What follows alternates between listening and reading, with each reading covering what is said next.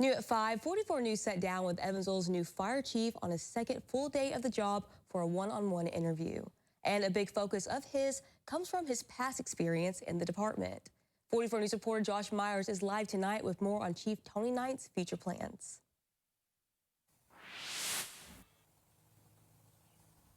Yeah, Elegance, much of my conversation with Chief Tony Knight was actually about how he could increase the well-being of his firefighters, and that actually makes a lot of sense because he was the Chief of Health and Safety for the fire department before taking over Fire Chief.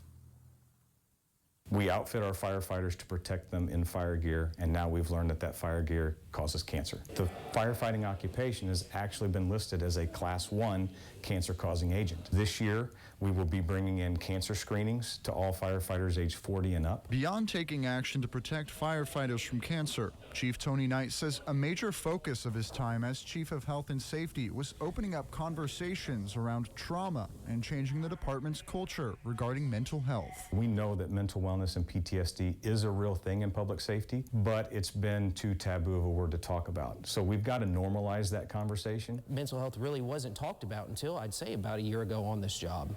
And he's taken it very seriously because that's a big battle that we face every day, from seeing the stuff that we see and we go home around our wife and our kids and we can't really vent to them. Beyond health and safety, Chief Knight also plans to explore grants and alternative sources of funding to offset the costs of possibly building new fire stations. Not only are many fire stations outdated, new stations haven't been constructed to keep up with the growth of the city. They were built in the 1950s, 60s, and 70s, and they were built where the city needed them in 1950, 1960, and 1970. The city has spread out over that time, and the stations have not relocated with them. So what we're seeing is our population has spread outward, and the stations are still more centrally located. Similarly to other public safety departments, the Evansville Fire Department is always in need of recruits, but Chief Knight wants the department to be more representative of the community it serves. Looking at Evansville's population, we're about 18% minority, and when you look at the Evansville Fire Department's population, we're about 4% minority and 3% female. To that end, the chief wants to work with local organizations like Evansville Black Coalition, Ola Evansville, and Indiana Mexican Consulate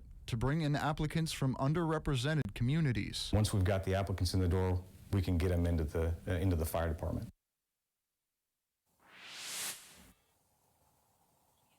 The chief told me he's also looking forward to using an increased social media presence to help the community get to know individual firefighters. Reporting live in Evansville, Josh Myers, 44 News.